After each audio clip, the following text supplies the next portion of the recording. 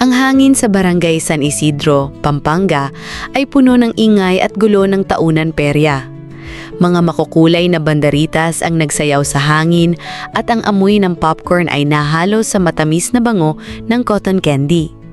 Si Maya, 17 taong gulang, ay nakatayo sa likod ng pwesto ng kanilang pamilya. Hinuhubog ang rosas at asul na cotton candy sa mga stick. Ang kanyang apron ay may bahid ng asukal. Ang perya ang paborito niyang panahon ng taon, hindi lang dahil sa dagdag na kita, kundi dahil sa pansamantalang salamangka na dala nito sa kanilang natutulog na bayan. Sa ikatlong gabi, habang ninininturahan ng mga ilaw ng Ferris wheel ang kalangitan, isang payat na lalaki na may mahiyain na ngiti ang lumapit sa kanyang pwesto. "Isang cotton candy, ate," sabi nito habang kinakapabal silang mga barya.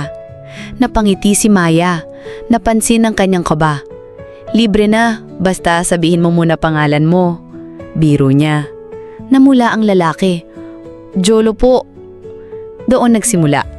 Si Jolo ay nagtatrabaho sa ring toss booth sa kabilang dulo ng makalupaing daan. Halos hindi marinig ang boses nito sa mga sigaw ng mga barker at sa manipis na musika ng carousel.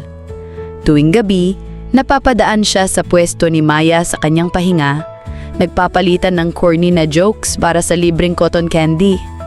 "Bakit laging masarap yung cotton candy mo?" tanong niya. Sumingaut si Maya. "Kasi may magic yung kamay ko." Ang kanilang tawanan ang naging tunog ng perya, mas malakas pa sa mga kampanang umiingay. Isang gabi, sa ilalim ng kumikislap na parol, inaya ni Jolo si Maya na sumakay sa Ferris wheel pagkatapos ng kanyang shift. Tumibok ng mabilis ang puso ni Maya habang sumakay sila sa umiingit na kabin. Lumiit ang mundo sa ibaba. Sa tuktok, na parang abot kamay ang mga bituin, inamin ni Jolo. "Perya lang ang buhay ko, Maya. 2 linggo dito. Tapos lilipat kami sa susunod na bayan." Pumagsak ang sikmura ni Maya. Hindi dahil sa taas, kundi sa isipang aalis sila. "San ka next?" tanong niya. Mahina ang boses. "Bulacan po," sagot niya, nakatingin sa Abutanhaw. "Tapos Cavite, tapos kahit saan." Sa mga sumunod na gabi, ibinuhos ni Maya ang puso niya sa bawat cotton candy na ginawa para kay Jolo. Bawat ikot ay isang tahimik na panalangin na manatili siya. Tinuruan niya itong maghulma ng asukal, tumatawa ng malagkit ang buhok nito. Ipinakita naman ni Jolo kung paano magtapon ng singsing sa isang pitik ng pulso. Sumisigaw nang namanalo si Maya ng maliit na stuffed bear.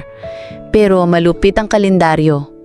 Ang huling araw ng perya ay parang ulap ng bagyo. Sa huling gabi, manipis na ang tao habang papalapit ang 12:00. Naninginig ang kamay ni Maya nang iabot kay Jolo ang huling cotton candy. Ngayon ay hugis pusong baloktot. "Para sa'yo," sabi niya, umiiwas ang tingin. Kinuha ito ni Jolo. Sumalubong ang daliri nila. "Maya," simula niya, mahina ang boses.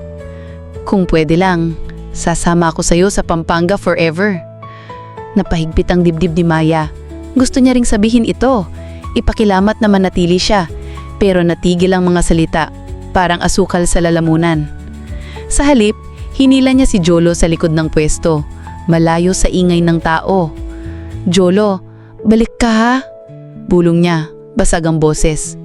Tumanggo siya, kumikinang ang mga mata, at ibinigay ang stuffed bear na napanalunan niya.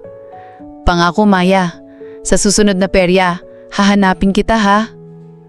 Habang umiikot ang Ferris wheel sa huling pagkakataon, pinanood ni Maya ang pag-aayos ng pwesto ni Jolo. Ang kanyang anino ay unti-unting nawala sa gabi. Babalik ang perya sa susunod na taon. Pero siya kaya? Hawak ang uso, mumiti si Maya sa kabila ng luha. Natitikman ng tamis ng kanilang panandali ang pag-ibig ng tag-araw. Umaasang ibabalik siya ng mga bituin sa kanyang pwesto.